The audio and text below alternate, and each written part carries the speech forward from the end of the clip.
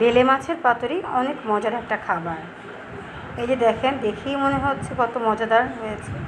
প্রথমে একটি পাত্রে পেঁয়াজ কুচি, হলুদের গুঁড়া, মরিচের গুঁড়া, জিরার গুঁড়া, আদা বাটা, পেঁয়াজ বাটা, রসুন বাটা, লবণ, কিছু আলু কুচানো, পেঁয়াজ কুচানো বেশি করে, আবার কিছু লাউ পাতা আবার কুচিয়ে দিলে আরও ভালো হয়। তারপর ছোটো ছোটো বেলে মাছগুলো দিয়ে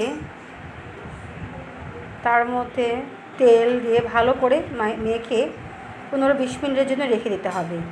অন্য একটি পাত্রে হালকা গরম হওয়ার পর লাউ পাতা বিছিয়ে তার মধ্যে বেলে মাছের মিশ্রণটি দিয়ে দিতে হবে। তারপর আরও 2টা লাউ পাতা দিয়ে সুন্দর করে ঢেকে দিতে হবে।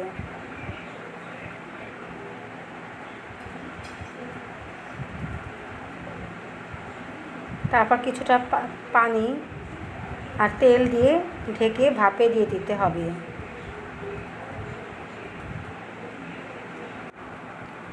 এই যে ঢাকনা উঠিয়ে দেখেন কি সুন্দর ঘ্রাণ তৈরি হয়ে গেল বেলে মাছের পাতুরি, যা গরম ভাতের সাথে অসাধারণ।